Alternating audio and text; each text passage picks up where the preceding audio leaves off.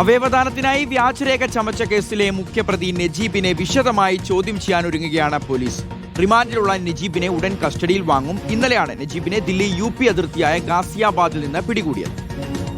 കല്ലത്രസ് medical tourism കമ്പനിയുടെ മറവിലാണ് കഴിഞ്ഞ 3 വർഷമായി ഇയാൾ അവയവദാന തട്ടിപ്പ് നടത്തുന്നത്. ഇയാളുടെ റാക്കറ്റിൽ ഏജന്റുമാർക്കായുള്ള അന്വേഷണവും ഊർജിതമാക്കിയിട്ടുണ്ട്. നിതിൻ സേവ്യർ ചേരുന്നു. നിതിൻ, അന്വേഷണം ഇപ്പോൾ എങ്ങോട്ടാണ് പോകുന്നത്?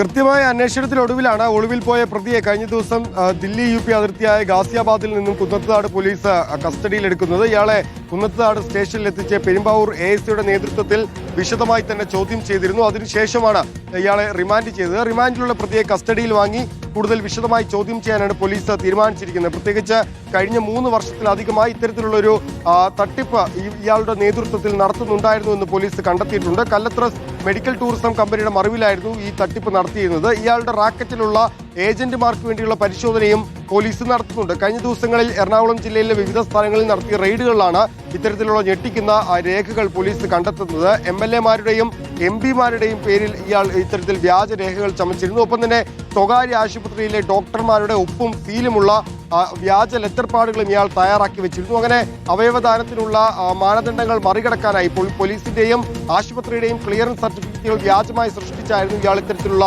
തട്ടിപ്പ് നടത്തിയിരുന്നത്. ഇയാൾക്കൊപ്പം ഉണ്ടായിരുന്നു ഇയാളെ വ്യാജരേഖകൾ ചമയ്ക്കാൻ സഹായിച്ചതും ഒപ്പം തന്നെ ഇയാളെ മറ്റ് രീതികൾ സഹായിച്ചതുമായ മറ്റ് 6 പ്രതികളെ കൂടി പോലീസ് നേരത്തെ കസ്റ്റഡിയിലെടുത്തിരുന്നു. കേസിൽ ഇയാളുടെ ഭാര്യയും പ്രതിയാണ്. ഇയാളുടെ ഭാര്യ റഷീദയെ പോലീസ് നേരത്തെ തന്നെ കസ്റ്റഡിയിലെടുത്തിരുന്നു. കുന്നത്തുനാട് പോലീസ് 2 കേസുകളാണ് നിലവിൽ രജിസ്റ്റർ ചെയ്തിട്ടുള്ളത്. 2 കേസുകളിലും നജീബ് മുഖ്യപ്രതിയാണ്. ഒപ്പം ഈ കേസിൽ അവയവദാതാക്കളെയും പോലീസ് തിരയുന്നുണ്ട്. നേരത്തെ വടക്കേക്കര പോലീസ് രജിസ്റ്റർ ചെയ്ത കേസിൽ ഒരു അവയവദാതാവിനെ പോലീസ് കണ്ടെത്തിയിരുന്നു. കൂടുതൽ അവയവദാതാക്കൾ ഉണ്ട് എന്നാണ് പോലീസ് പറയുന്നത്. അപ്പോൾ കൂടുതൽ വിശദമായ ചോദ്യം ചെയ്യലിന് വേണ്ടി ഇയാളെ കസ്റ്റഡിയിൽ വാങ്ങി ചോദ്യം ചെയ്യേണ്ടത് അനിവാര്യമാണെന്നാണ് പോലീസ് പറയുന്നത്. അതിന്റെ ഭാഗമായി ഇയാൾക്ക് വേണ്ടി കസ്റ്റഡി അപേക്ഷ സമർപ്പിക്കാനുള്ള ഒരുക്കത്തിലാണ് പോലീസ്.